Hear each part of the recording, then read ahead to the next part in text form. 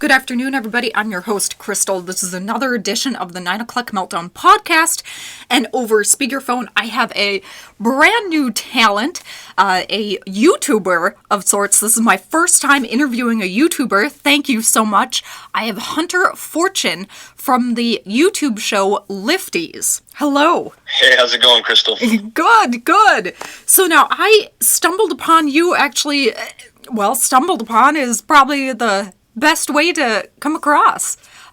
A friend of mine really likes your stuff, and then that led me to your Facebook page, which led me to your YouTube channel, which led me to, what's this? I need to know more. So now, Hunter, this is a passion project that you and your brother Chance have put together. Can we dive in a little bit?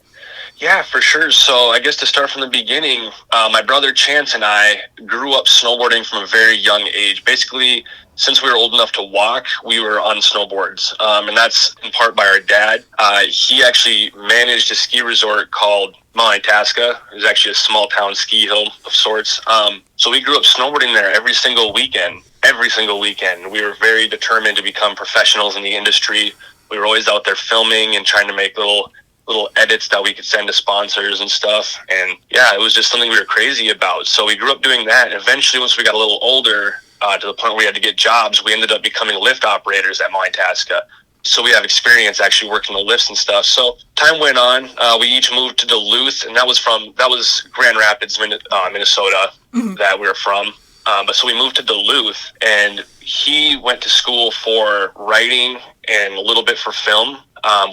Whereas I took on the music aspect and like getting into video editing and stuff, kind of freelance independently. And then we ended up coming together one night, and I don't even know really how the conversation started. We were talking about snowboard movies or something, and the idea just kind of came on both ends. Like mutually, we came up with the idea that we should do some sort of show revolving around snowboarding, but we didn't want it to be kind of like cheesy, typical 80s, 90s, snowboard type movies that people are used to. We wanted to do something more different, more in the lifestyle.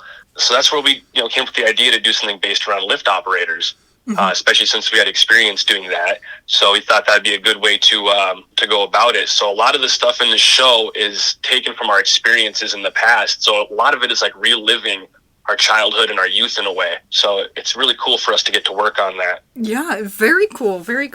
And from the kind of bits and pieces that I've seen, it's a comedy.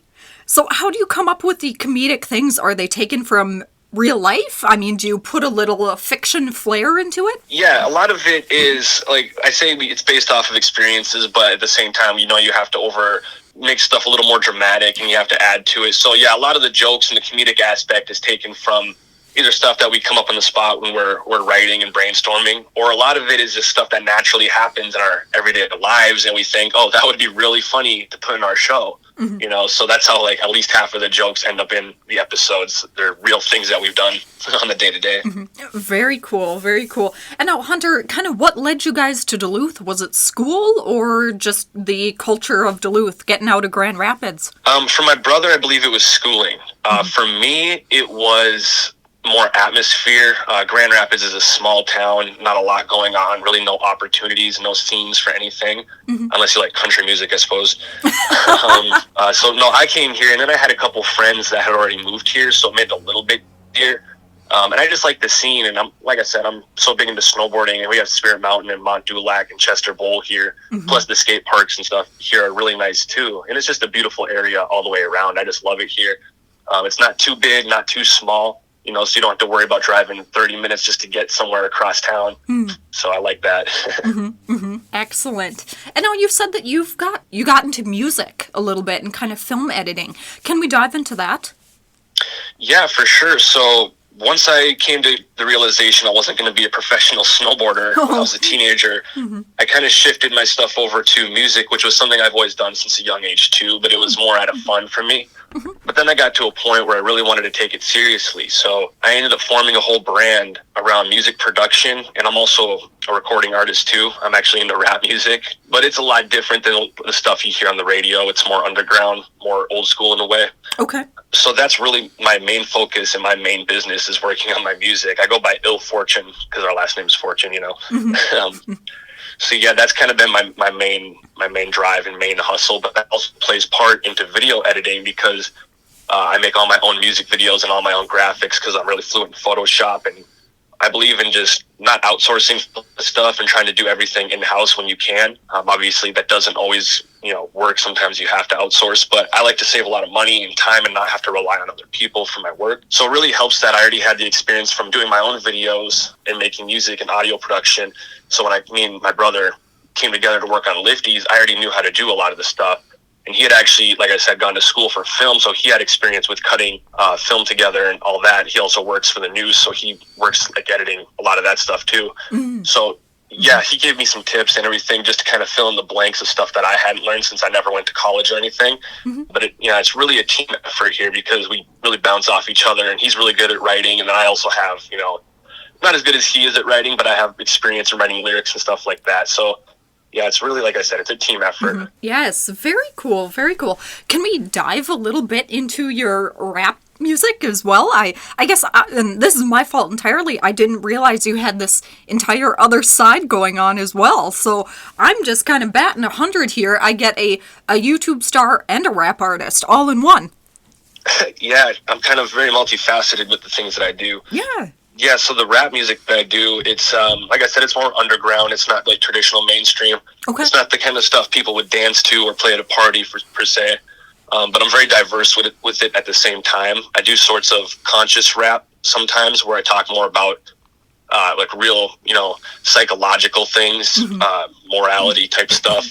And then another side of it is more horror based. I'm a huge horror fanatic. I just love horror movies, especially old 80s, 90s ones, Mm-hmm. So a lot of my other side of music is a lot more horrorcore, darker side. I tell a lot of horror stories through my rap songs. And through that, I've kind of hit a niche audience that it's not necessarily local. That's the thing, is that I don't have a big local following, mm-hmm. especially not just in Duluth, but Minnesota.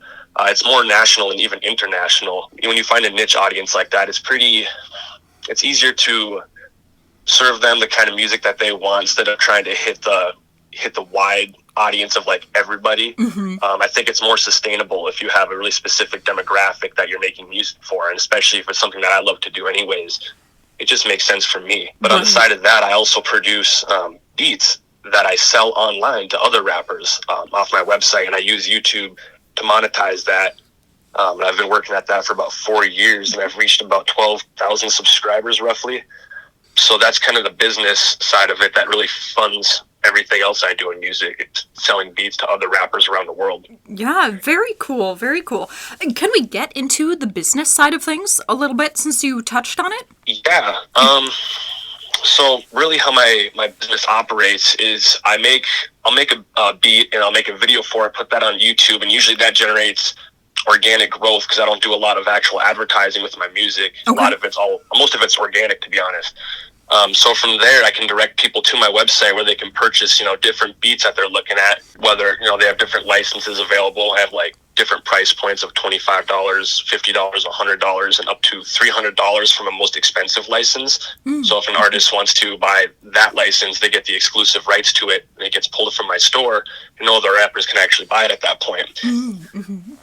So it's a pretty lucrative business, especially since there's a lot of people out there that want to be rap artists in the world. So It's very sustainable for sure. And I've just been building it and doubling my income every single year, mm-hmm. steadily. Wow. So far. Very cool. Very cool. So it really sounds like you've really honed in on not necessarily social media, but the YouTube and the internet base to kind of grow your own brand as well as Lifties. Yeah, and a lot of it really plays in part because then I can advertise to my music audience and my fans, mm-hmm. And direct them over to Lifties, which is a huge advantage that I have.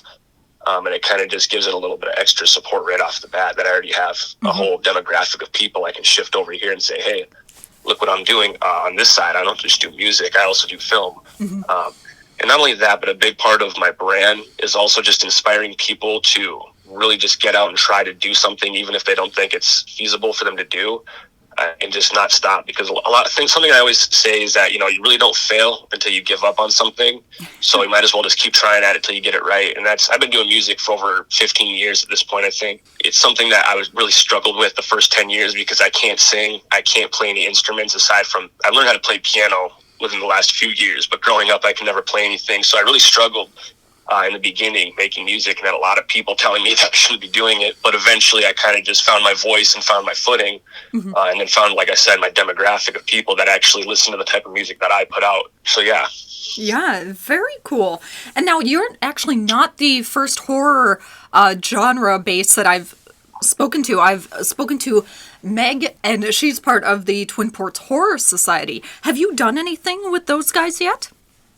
I didn't even know that was a thing until you just brought it up. To be honest, I'm kind of, I don't know what you'd say, but I stay in the house a lot. I'm always in my studio every single day working on things. I'm never really out in the public scene very much, which is also why I don't have a huge local following. It's because I really just hammer hard on the whole social media, internet basis. Yeah. So yeah, I need to get more connected with things like that. What'd you say they were called? Twin Ports Horror Society. I'll send you a link afterwards. Okay, cool. Yeah, I definitely want to check that out. That'd be sweet. Yes, very cool.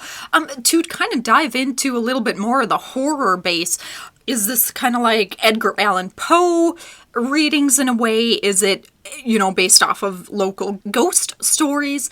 Where do you come up with this? Well, when it comes to horror, I've been obsessed with this since a young age. So my uncle is a huge horror fan. He's like the first person I ever met that loved horror.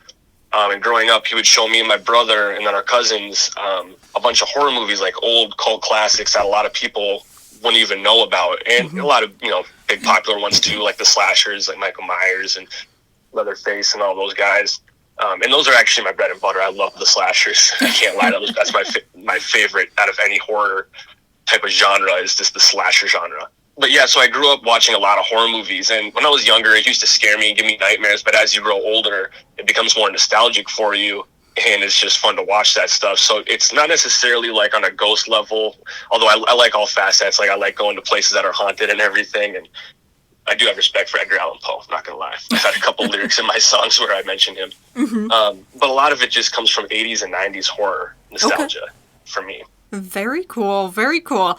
And very interesting. I didn't realize that there's kind of a niche group for rap horror music. That's really, really cool. Yeah, and it makes it easy to, like when you love something like that, it makes it easier to make the music and put it out there, and then you know that there's people out there that can appreciate it.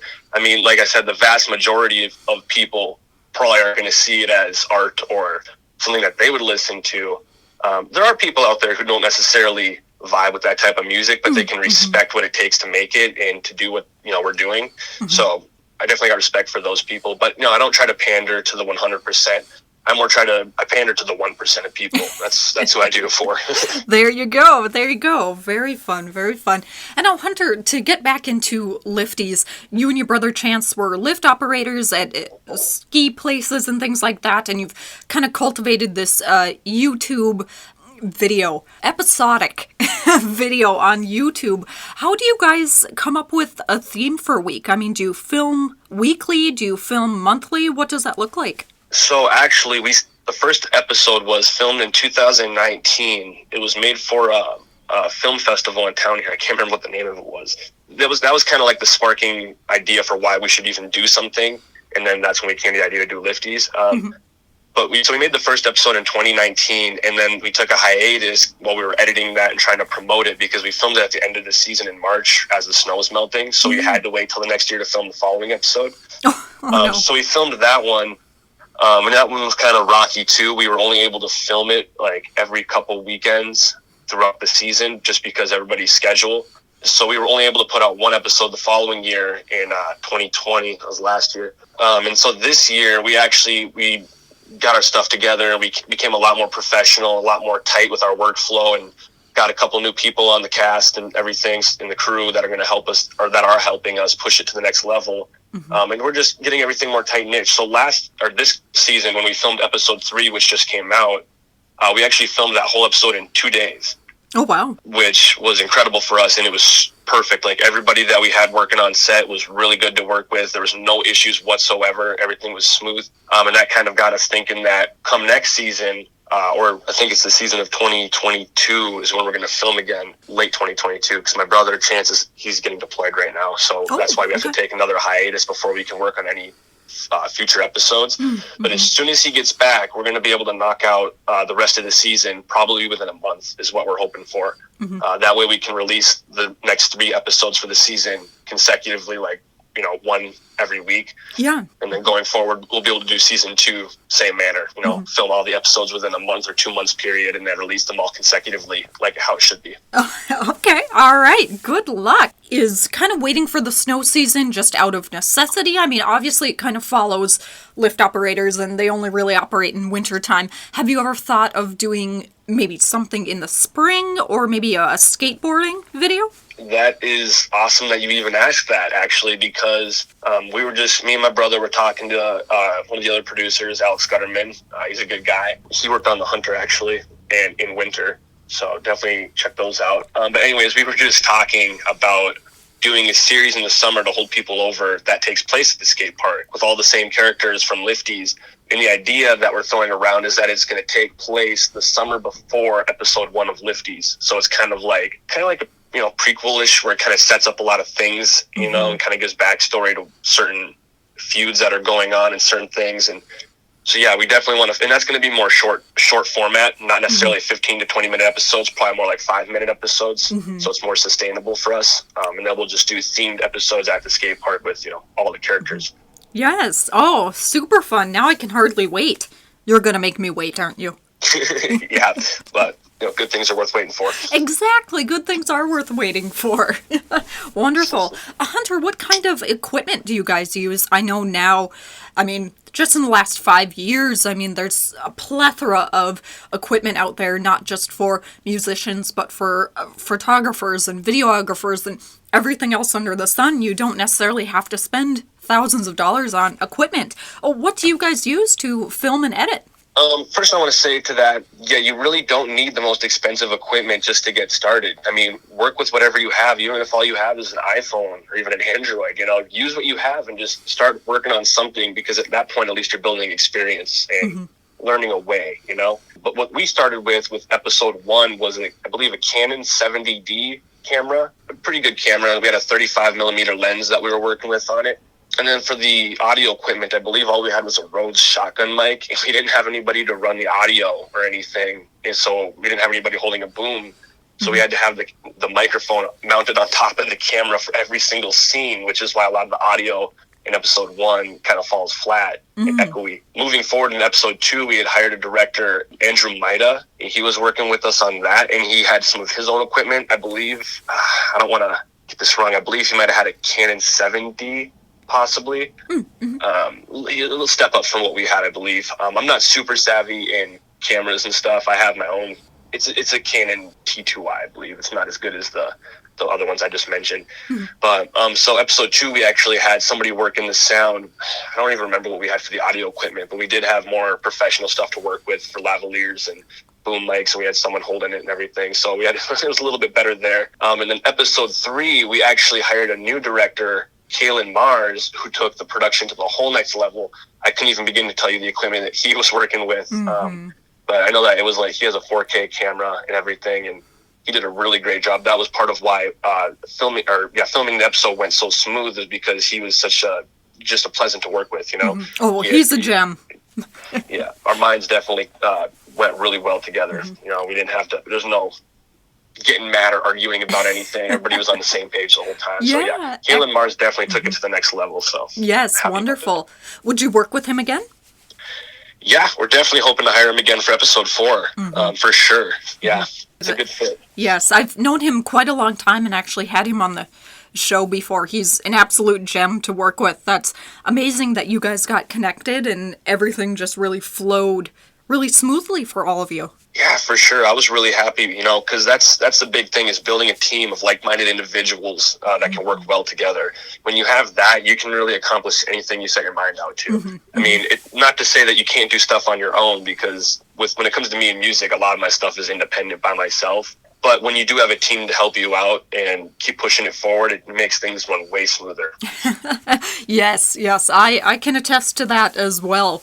And now, Hunter, why YouTube? Why not, Instagram or Vimeo or many of the other platforms that are out there? Was YouTube just more accessible for you? Well, I've always worked with YouTube since growing up, so I've always studied algorithms and how things change and how to rank higher and stuff like that. And I'm just more comfortable working with it. So that's why we want that to be number one. Plus, from my research, most people use YouTube as opposed to other platforms, especially when it comes to consuming long format content.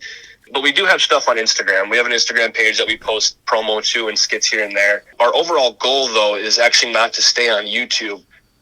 Once we have a full season to work with that we feel is at the quality it needs to be at, we're going to start reaching out to distribution and streaming services and try to secure some sort of deal with one of these, bigger platforms. At this point, there's new streaming platforms popping up left and right. HBO Max, you got Peacock, Netflix, Hulu, Amazon Prime.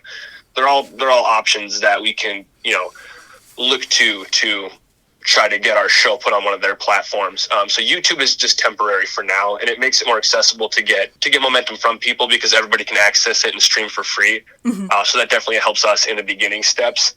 But this thing is really, building from the ground up.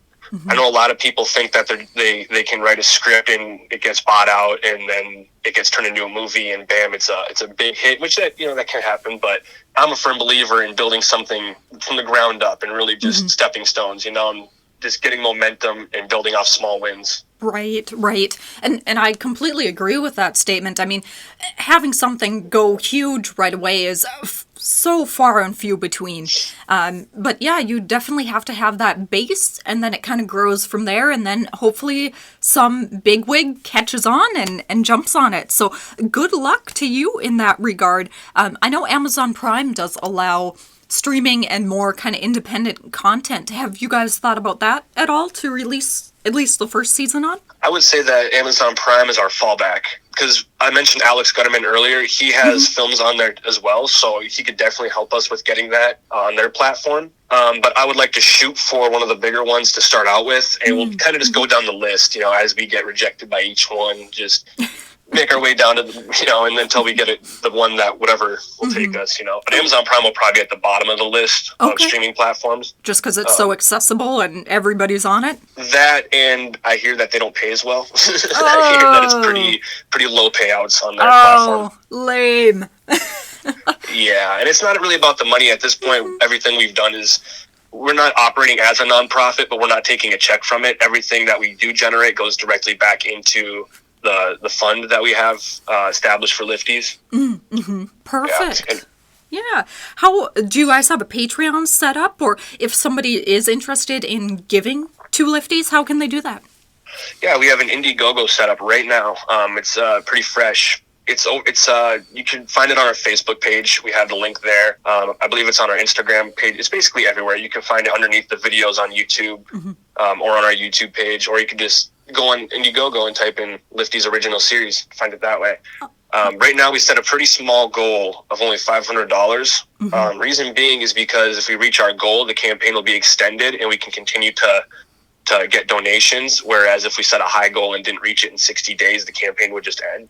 Okay. So that's more of just a strategic move. But yeah, we're trying to raise a minimum of $500 for episode 4. So if anybody wants to donate, they can go check that out. All right, perfect. And what will that $500 go to? Will that go to renting out a space or costumes or production value? Yep, it'll be going towards definitely renting out the space, because at Moitasca, which is where we filmed the show, we have been doing it for free for the last 3 episodes, but now that we're actually getting some momentum, the city council wants us to start paying to use it, and we're happy to do that. That's fair. So it's going to go towards that. It's going to go towards paying our actors and actresses. It's going to be for paying crew, our directors, our production assistants, everything, equipment too if we need it, props, and also advertising. So yeah, there's a lot of things we have to pay for, and everything usually either comes out of pocket or is from our donations. Excellent, Hunter, excellent. And right now, Lifties really just kind of follows you and your brother, correct? Yep, Dax and Levi, that's the name of the characters in the show. They're the main center focus, but we're going to be expanding more on the backstories of other characters as the series evolves. Mm-hmm. But yeah, they are definitely the main characters in the show. Mm-hmm. Can you give me a taste of what's coming up for Dax and Levi? Any more shenanigans? Oh, tons of stuff planned. I mean, the wheels are always turning. We have ideas left and right, you know. I don't want to spoil too much. All right. I'm trying to think here. I just want to say that there's some good rivalries to look forward to in the coming episodes. Maybe some bad news around the corner, but I guess we'll see what that's about. Yeah, I can't say too much right now. All right. But there's definitely a lot planned. All right. Sounds good, Hunter. That's absolutely fabulous. Hunter, thank you so much for taking time out of your day to talk with me in the wider world about your show, Lifties. It's on YouTube right now. You can check it out. They also have a Facebook page and Instagram, and Hunter also does music as well. He is into the horror rap genre. Check out his music there. Hunter, thank you so much. I can't thank you enough for taking time out of your day today to talk with me. Yeah, for sure. It was fun, Crystal. Thanks for having me on. All right. We'll talk soon. All right. See you. Have a good day. You too. Bye.